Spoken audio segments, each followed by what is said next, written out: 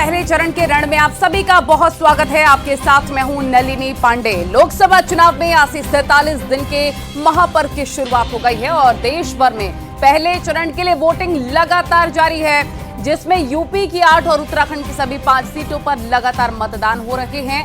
UP की पीलीभीत, सहारनपुर, कैराना, ये देखिए अलग अलग तस्वीरें आपको हम दिखा रहे हैं। मुजफ्फरनगर, बिजनौर, नगीना, मुरादाबाद और रामपुर सीट पर वोटिंग हो रही है और इन 8 सीटों पर कुल 80 उम्मीदवार चुनावी मैदान में हैं, जिनकी किस्मत का फैसला हो रहा है। उत्तराखंड की बात करें तो उत्तराखंड में 5 सीटों पर मतदान हो रहे हैं, जिसमें गढ़वाल, हरिद्वार, नैनीताल, टिहरी गढ़वाल सीट पर वोटिंग लगातार जारी है। तो ये अलग अलग तस्वीरें देख रहे हैं आप और न्यूज़ 18 भी आपसे यही अपील करता है कि अपने मताधिकार का इस्तेमाल जरूर करें। इस लोकतंत्र के महापर्व में अपनी भागीदारी जरूर निभाएं। पहले चरण के रण में दिग्गजों ने किन दिग्गजों ने वोट कास्ट किया है वो भी आप देख रहे हैं। सीएम पुष्कर सिंह धामी ने भी मताधिकार का इस्तेमाल किया। संजीव बालियान भी वोट कास्ट करने के लिए पहुंचे हैं। अगर उत्तराखंड की बात करें तो लगातार जीत का दावा भी उत्तराखंड की तरफ से, और साथ ही अगर पौड़ी सीट की बात करें, पौड़ी सीट पर भी हर किसी की निगाहें टिकी हुई हैं। बेहद दिलचस्प मुकाबला देखने को मिल रहा है और 2014 और 19 में भी बीजेपी ने ही यहां से जीत दर्ज की थी और एक बार फिर से जीत का दम भरती हुई भारतीय जनता पार्टी नजर आ रही है।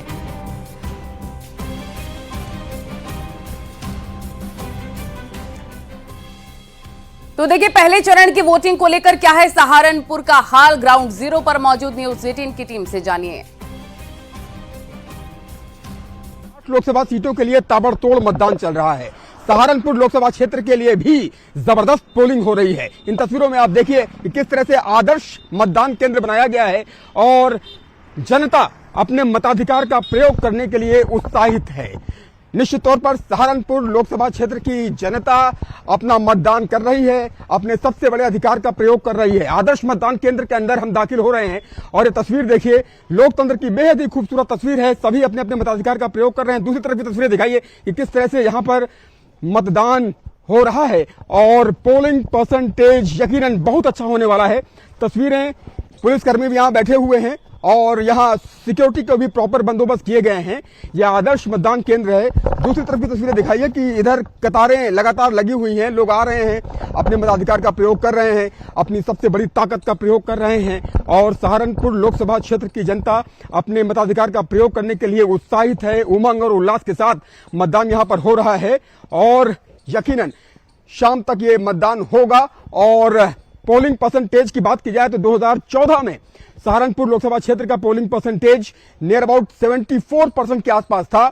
2019 में सहारनपुर लोकसभा क्षेत्र का पोलिंग परसेंटेज नियर अबाउट 70% के आसपास था और 2024 में भी पोलिंग परसेंटेज बेहद अच्छा होने की संभावना है। तो आपने देखा कि किस तरह से सहारनपुर लोकसभा क्षेत्र की जनता उत्साहित है और अपने मताधिकार का प्रयोग कर रही है। ऐसा माना जा रहा है कि सहारनपुर लोकसभा क्षेत्र की जनता इस बार पोलिंग परसेंटेज के लिहाज से डिस्टिंक्शन मार्क्स से पास होगी। कैमरा पर्सन अभिषेक शर्मा के साथ उमेश श्रीवास्तव, न्यूज़ 18, रामपुर मनिहारन क्षेत्र, सहारनपुर लोकसभा क्षेत्र, सहारनपुर।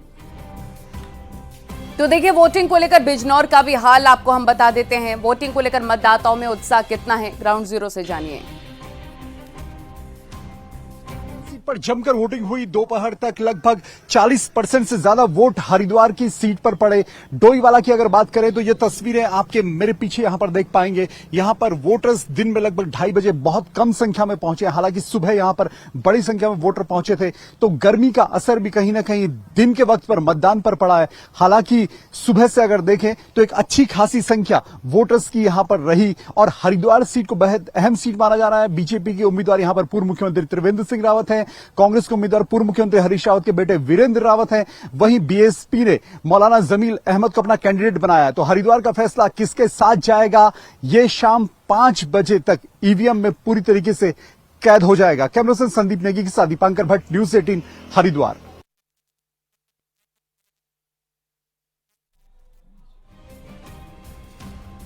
तो उत्तराखंड के साथ साथ उत्तर प्रदेश की अगर बात करें तो मुजफ्फरनगर में वोटिंग के लिए लोगों में जबरदस्त उत्साह है। वोटिंग को लेकर यहां का हाल क्या है, ग्राउंड जीरो से देखिए रिपोर्ट। तपिश के बीच लोकतंत्र के पर्व का उत्साह मुजफ्फरनगर में लगातार बरकरार है। स्थिति यह है कि दोपहर का वक्त बीत चुका है और यहां पर 40% से ज्यादा मतदान हो चुका है। वहीं जिले में 1900 से ज्यादा बूथ है जहां पर लगातार वोटरों का आना जारी है। लेकिन देखना यह होगा कि वोटर 2019 के लोकसभा के 68% के मतदान का रिकॉर्ड तोड़ पाते हैं या नहीं, ये तो शाम 6 बजे के बाद ही पता चलेगा। वहीं यहाँ पे राजनीतिक विश्लेषकों की माने तो मुजफ्फरनगर सीट पर त्रिकोणीय मुकाबला है, लेकिन भारतीय जनता पार्टी अपनी हैट्रिक का दावा कर रही है। वीडियो जर्नलिस्ट बंटी के साथ संदीप पांडे, न्यूज 18 मुजफ्फरनगर। हरिद्वार में वोटिंग का क्या हाल है, मूड क्या है जनता का, ग्राउंड जीरो पर मौजूद हमारे संवाददाता से जानिए वोटिंग की रिपोर्ट। हुई दोपहर तक लगभग 40% से ज्यादा वोट हरिद्वार की सीट पर पड़े।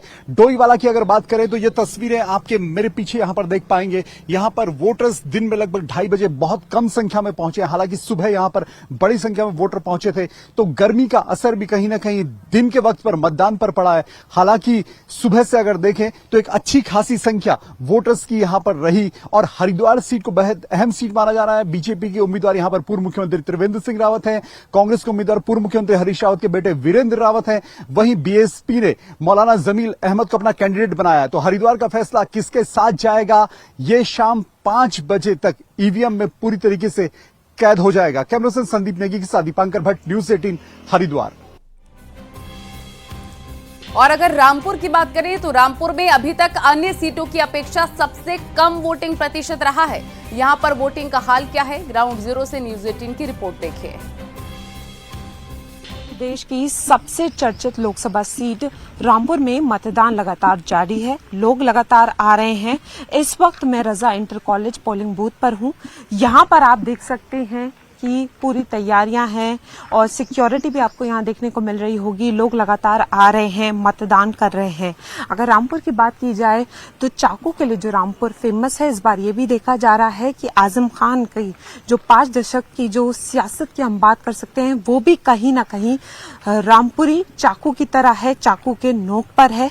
इस बार 6 प्रत्याशी जो हैं वो सामने है और उनकी आज जो है वो किस्मत का फैसला होना है। लेकिन सबसे बड़ी बात यह है कि इस पूरी लड़ाई को त्रिकोणीय माना जा रहा है और कहीं ना कहीं जो पार्टी में क्ले है या जो पार्टी की लड़ाई है, जो समाजवादी पार्टी की आपस में जो लड़ाई है, वो भी कहीं ना कहीं बीजेपी के लिए ये देखने को मिल रहा है कि उनको थोड़ा सा इससे फायदा हो रहा है। हालांकि लोग आ रहे हैं। अगर 1 बजे तक की बात करें तो 32.86% जो है वो वोटिंग हुई है और ये माना जा रहा है कि जब से ये मतदान हुआ है तो कहीं ना कहीं ये देखने को मिल रहा है, कहीं ईवीएम की खराबी की बात कही जा रही है, तो कहीं पर ये कहा जा रहा है कि लोगों के नाम काट दिए गए हैं। तो और ये भी दावा किया जा रहा है कि इस पर एक्शन लिया जाए। तो अभी 1 बजे तक इतनी वोटिंग हुई है और अभी धीरे धीरे जो वोटिंग है वो बढ़ रही है। अब ये देखना ये होगा कि किस तरीके से जो वोटिंग परसेंटेज है, क्योंकि उपचुनावों में भी ये देखने को मिला था कि वोटिंग परसेंटेज बहुत कम रहा था। कैमरामैन मुनमुन के साथ फराह खान, न्यूज 18 रामपुर।